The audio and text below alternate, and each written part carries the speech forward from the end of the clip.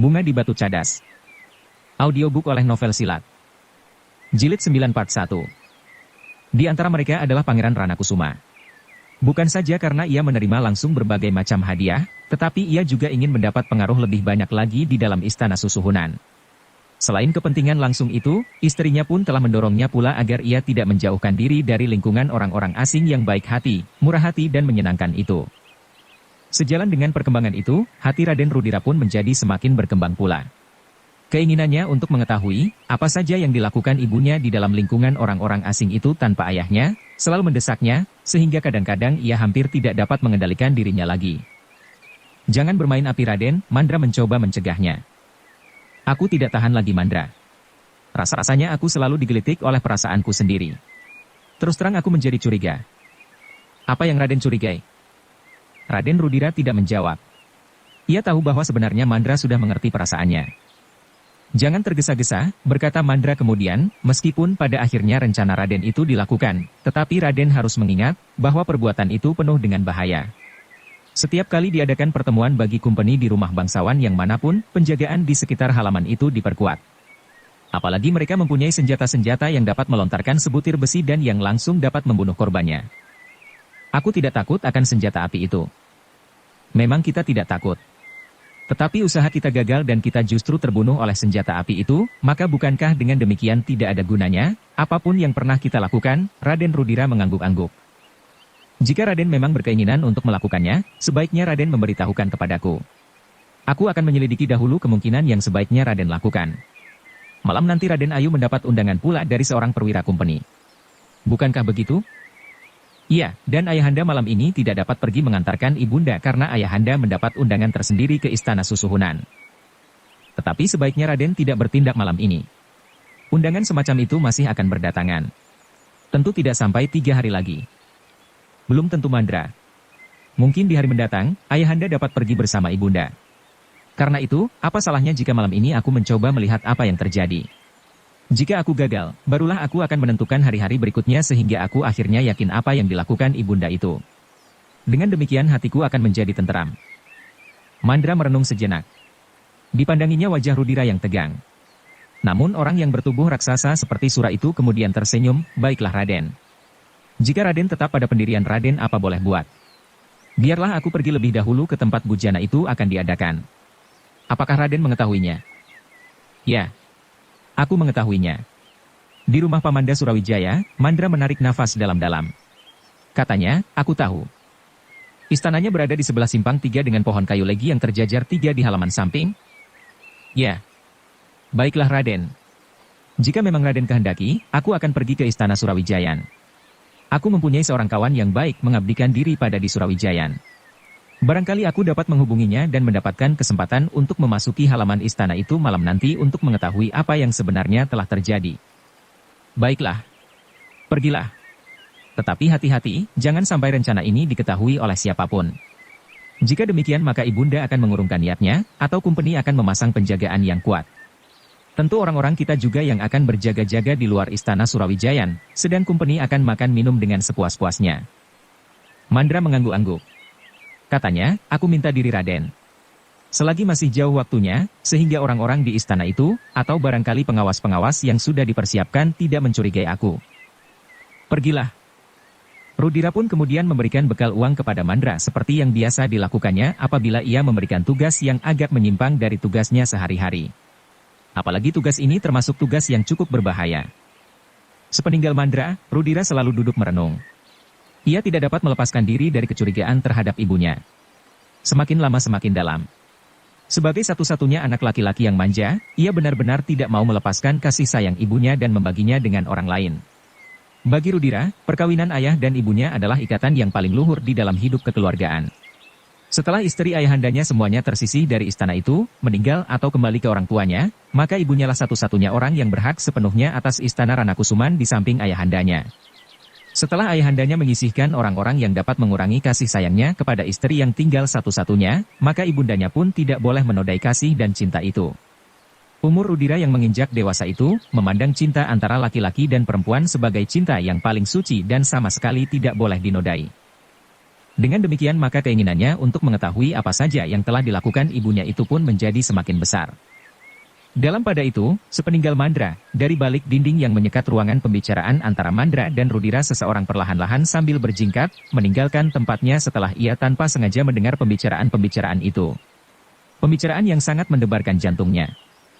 Sambil menarik nafas dalam-dalam, ketika ia sudah berada di tempat yang terpisah oleh gandok sebelah kanan, orang itu mengangguk-angguk. Orang itu adalah Dipanala, yang masih saja berada di istana itu dengan berbagai macam akibat yang dapat terjadi atasnya. Dengan sadar Dipanala melihat kemungkinan-kemungkinan itu. Dari yang paling ringan sampai yang paling pahit baginya, mati. Tetapi ia masih belum berniat meninggalkan istana Ranakusuman. Ternyata percakapan yang didengarnya tanpa sengaja itu benar-benar telah mendebarkan jantungnya. Bahkan tanpa disadarinya ia bergumam, Raden Rudira tidak tahu bencana apa saja yang dapat menimpanya. Untuk mendekati lingkungan itu adalah sangat berbahaya sekali meskipun Mandra akan berusaha menemukan jalan. Tetapi tiba-tiba saja melonjak perasaan sakit hati di dalam dadanya, aku tidak peduli. Aku tidak berkepentingan apa-apa. Biar saja apa yang akan terjadi pada keduanya. Justru keduanya pernah mencoba membunuh aku. Dan tentu niat itu sampai saat ini masih tersimpan di dalam hati, karena niat itu bersumber dari ibundanya dan barangkali sebentar lagi dari kedua-duanya, dari ibunda dan ayahandanya. Dipanala pun kemudian mencoba melupakan apa yang akan dilakukan oleh keduanya. Ia pun segera pergi ke belakang, ke kandang kuda. Dibersihkannya beberapa ekor kuda yang ada di dalam kandang itu bersama juru pemelihara kuda. Para pekatik dan gamel itu kadang-kadang merasa heran juga, bahwa Ki Dipanala semakin sering bekerja di kandang kuda.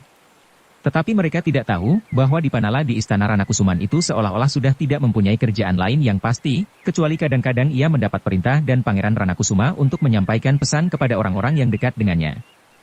Namun Dipanala yang keras hati itu tetap tidak meninggalkan istana Ranakusuman. Ia sadar, bahwa jika ia pergi, maka umurnya pun tidak akan dapat bertahan, karena baik Pangeran Ranakusuma maupun Raden Ayu Ranakusuma akan memerintahkan orang-orang upahan untuk membunuhnya agar ia tidak membuka rahasia mereka masing-masing. Dengan demikian maka kemungkinan baginya hampir tidak ada bedanya.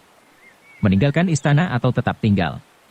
Namun yang sedang dipikirkannya adalah bagaimana ia dapat menyingkir bersama keluarganya dan bergabung dalam suatu kelompok kekuatan yang dapat melindunginya dan terutama yang mempunyai sikap yang pasti terhadap orang-orang asing yang semakin lama menjadi semakin berkuasa di Surakarta, dan dengan demikian mereka semakin leluasa menyebarkan racun perpecahan untuk memperkuat kedudukan mereka. Bagi Dipanala, tempat yang paling baik baginya adalah Padepokan Jati Aking. Namun di sana ada Raden Juwiring, sehingga hubungan antara istana ini dan Padepokan Jati Aking tampaknya masih terlampau dekat. Tetapi Dipanala tidak begitu terpancang kepada usahanya itu. Sebenarnya lah bahwa ia memang harus berusaha menyelamatkan diri. Tetapi jika maut memang sudah waktunya menjemputnya, ia tidak akan ingkar lagi, dengan suatu permohonan, mudah-mudahan Tuhan Yang Maha Kuasa melindungi keluarganya dari malapetaka. Namun sehari-harian itu Dipanala selalu saja digelisahkan oleh rencana Raden Rudira. Setiap kali ia berusaha melupakan rencana itu, karena ia memang tidak berkepentingan. Ia tidak ingin ikut campur sehingga ia akan tersudut semakin jauh. Semakin banyak rahasia yang diketahuinya, sengaja atau tidak sengaja, maka semakin sulitlah perasaannya dan bahkan semakin sempitlah ruang yang dapat dihuninya untuk mempertahankan hidupnya. Aku tidak ingin menjadi korban dari rahasia orang-orang lain. Biar saja Raden Rudira mengetahui rahasia ibunya. Biar saja Raden Rudira melihat kenyataan bahwa ibunya sama sekali bukan seorang perempuan bangsawan yang terhormat seperti yang diduganya. Juga ayahandanya bukan seorang laki-laki yang baik, apalagi sebagai seorang pangeran. Bila mana dikehendaki ia dapat mengambil beberapa orang istri, tetapi tidak meloncati pagar ayu, menodai cinta kasih seorang perempuan yang bersuami, berkata Dipanala di dalam hatinya. Tetapi ketika kemudian ia melihat sebuah kereta memasuki halaman istana Pangeran Ranakusuma menjelang senja, maka hatinya menjadi semakin berdebar-debar. Ia tahu benar, bahwa Raden Rudira pun sudah menyiapkan kudanya meskipun Mandra masih belum datang menemuinya. Bagaimanapun juga ia berusaha, namun Ki Dipanala tidak dapat menutup mata, bahwa ia melihat Pangeran Ranakusuma telah berangkat lebih dahulu ke istana Kanjeng Susuhunan Pakubuana, kemudian disusul oleh Raden Ayu Ranakusuma mengenakan pakaian yang cemerlang, dengan perhiasan yang berkilauan seperti bintang yang gemerlapan di langit. Dipanala yang berada di longkangan belakang menarik nafas dalam-dalam. Belum lagi debar jantungnya mereda, dilihatnya Mandra dengan tergesa-gesa menemui Raden Rudira di depan gedogan kuda. Semuanya sudah beres. Kita dapat berangkat apabila gelap telah menyeluruh. Raden Rudira mengerutkan keningnya. Namun ia bertanya, apakah kau baru datang? Ya Raden.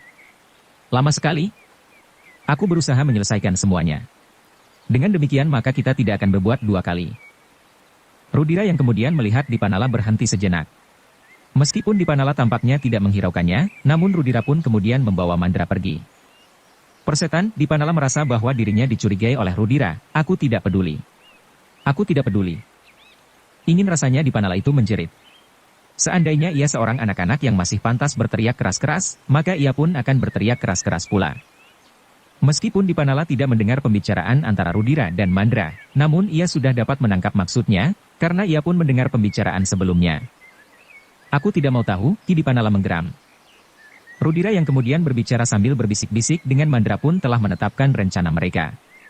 Mereka benar-benar akan pergi ke istana Pangeran Surawijaya untuk melihat sendiri apa yang telah terjadi di dalam bujana makan dan minum yang diselenggarakan oleh beberapa orang perwira kumpeni.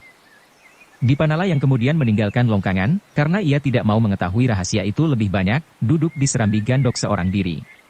Ia melihat beberapa orang penjaga regol yang sedang berganti tugas.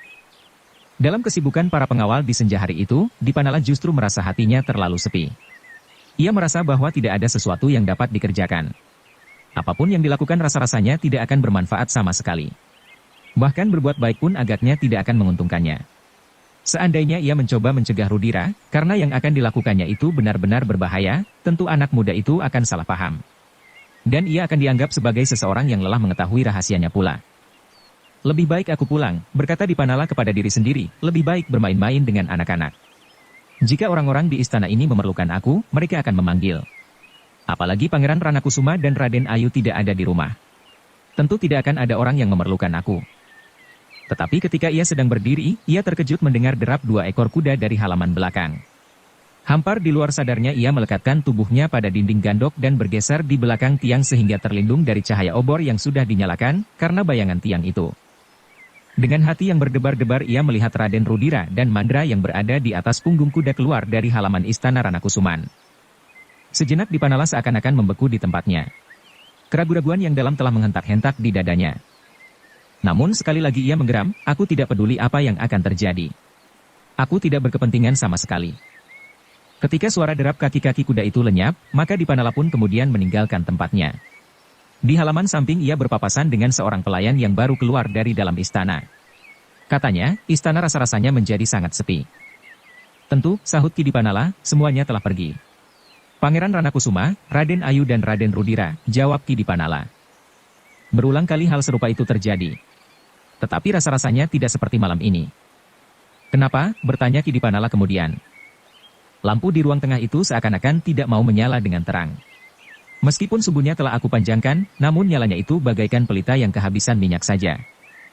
Tentu minyaknya lah yang kurang bersih. Minyaknya adalah minyak yang setiap kali aku pergunakan. Tentu pada suatu ketika minyak itu habis, dan minyak yang baru itu tidak sebaik minyak yang lama. Tidak. Aku sudah mempergunakan minyak ini selama 3 malam berturut-turut. Ki Dipanala tidak menjawab lagi. Tetapi ketika ia menengok ruang dalam lewat pintu butulan, rasa-rasanya ruangan itu memang sepi dan bersuasana lain. Marilah kita lihat, berkata Ki Dipanala kepada pelayan itu. Keduanya pun kemudian memasuki ruang dalam istana Ranakusuman. Mereka memang merasakan suasana yang lain. Lampu minyak yang biasanya terang benderang, rasa-rasanya memang menjadi suram. Bukan saja lampu di ruang tengah. Bahkan ketika keduanya memasuki bilik Raden Ayu Ranakusuma, terasa seakan-akan tengkuk mereka telah dihembus perlahan-lahan sehingga seluruh bulu kulit mereka berdiri. Dipanala bukan seorang penakut. Yang terjadi baginya seakan-akan sekedar suatu kebetulan saja. Namun demikian ia tidak dapat ingkar, bahwa hatinya telah diusik oleh kegelisahan, seakan-akan yang terjadi itu adalah suatu isyarat. Tetapi karena kebodohannya, maka ia tidak dapat mengurai apakah yang sebenarnya akan terjadi. Sekali lagi pelayan itu mencoba menarik sumbu lampu-lampu minyak di ruang dalam, namun cahayanya bagaikan tetap redup. Tiba-tiba saja Dipanala tersenyum sambil berkata, ada yang kau lupakan. Apa Ki Dipanala? Lihatlah, lampu di pendapa masih menyala terlampau terang agaknya masih belum kau susut sama sekali. Masih terlampau sore. Maksudku, justru karena lampu di pendapa itu terlampau terang, maka lampu di dalam ruangan ini tampaknya sangat redup. Cobalah, susut sedikit lampu di pendapa itu. Apakah begitu? Cobalah. Nanti dibesarkan lagi. Pelayan itu pun kemudian pergi ke pendapa. Disusutnya lampu yang menyala terang sekali, sehingga cahayanya menjadi redup. Dengan demikian, ketika ia masuk ke ruang dalam, maka lampu-lampu di ruang dalam itu rasa-rasanya menjadi bertambah terang. Sambil mengangguk-anggukan kepalanya ia berkata, "Kau benar Ki Dipanala. Nah, sekarang, tariklah sumbu lampu di pendapa itu, supaya istana ini tidak kelihatan redup." Pelayan itu kembali lagi ke pendapa, dan dibesarkannya nyala lampu yang tergantung di tengah-tengah pendapa yang besar dan dihiasi dengan barang-barang yang cukup baik dan mahal, yang sebagian diterimanya sebagai hadiah dari perwira-perwira kumpeni. Tetapi belum lagi pelayan itu masuk, seorang peronda mendekatinya sampai di tangga pendapa sambil bertanya, "Hi, kenapa kau bermain-main dengan lampu minyak itu?" Pelayan itu hanya menggelengkan kepalanya saja. Peronda itu pun tidak bertanya lagi. Dengan dahi yang berkerut-merut ia melangkah kembali ke gardu di regol depan. Namun dalam pada itu, meskipun pelayan itu agaknya mencoba mengerti keterangan Ki Dipanala, bahwa ruangan-ruangan di dalam istana itu tampaknya redup karena justru lampu di pendapa terlampau terang, namun bagi Dipanala sendiri ada sesuatu yang masih tetap mengganggu, justru karena ia tahu, kemana Raden Rudira pergi. Karena itulah, maka hatinya masih tetap tidak tenang. Apalagi ketika terasa sesuatu yang aneh menyentuh perasaannya ketika ia berada di dalam bilik Raden Ayu Ranakusuma dan Raden Rudira yang terasa sangat sepi, sesepi kuburan. Yang tampak hanyalah alat-alat rumah tangga yang berdiri tegak dan kaku. Geledek kayu berukir, pembaringan yang bersih dialasi dengan kain yang mengkilap, serta sebuah kaca yang besar, yang diterima juga sebagai hadiah dari orang-orang asing itu, dengan berbagai macam benda yang lain yang sangat mengagumkan. Namun semuanya itu bagaikan perlambang dari hati Raden Ayu Ranakusuma yang mati seperti benda-benda itu. Tidak berperasaan. Tetapi Ki Dipanala tidak mengatakan sesuatu kepada pelayan yang masih berdiri di sisinya. Bahkan perlahan-lahan pelayan itu berkata kepadanya, bilik ini pada suatu saat tentu akan penuh sesak dengan hadiah-hadiah yang setiap saat diterimanya. Ki Dipanala menarik nafas dalam-dalam. Lalu katanya, "Marilah. Bukankah kau hanya mempersoalkan nyala lampu yang redup itu?" Pelayan itu menganggukkan kepalanya. "Dan bukankah kau sudah mengetahui sebabnya?" Sekali lagi pelayan itu mengangguk. "Jika demikian, aku akan keluar dan pulang, menengok anak-anak di rumah." "Silahkan Ki Dipanala," berkata pelayan itu. Ki Dipanala pun kemudian meninggalkan pelayan itu di tangga pintu butulan.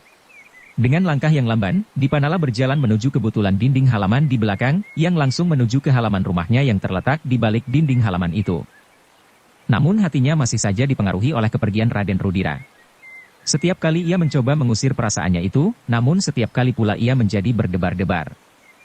Ketika Dipanala sudah berada di luar halaman, dan sudah menutup pintu itu kembali, hatinya menjadi semakin ragu-ragu. Karena itulah maka ia pun mengurungkan niatnya untuk memasuki rumahnya yang sudah tertutup. Bahkan ia pun pergi ke kandang kuda dan dengan hati-hati membenahi pakaian kudanya dan menuntunnya keluar perlahan-lahan, agar tidak mengejutkan isi rumahnya. Sejenak kemudian Ki Dipanala pun sudah berpacu di jalan yang sudah menjadi sepi karena malam yang semakin lama rasa-rasanya menjadi semakin gelap, meskipun di langit bintang-bintang bercahaya dengan cerah. Kegelisahan di hati Ki Dipanala ternyata telah mendorongnya untuk berpacu lebih cepat. Ia pun tahu benar, bahwa malam itu Raden Ayu Galihwarit sedang mengadakan bujana makan dan minum tanpa batas di rumah Pangeran Surawijaya. Tetapi ia tidak mau terlibat terlampau jauh. Sebenarnya ia hanya ingin mengetahui, apakah yang akan terjadi di rumah pangeran itu, jika Raden Rudira mengetahui apa yang dilakukan oleh ibundanya. Karena itu, ia tidak langsung mendekati istana itu. Diikatnya kudanya agak jauh dari istana Pangeran Surawijaya.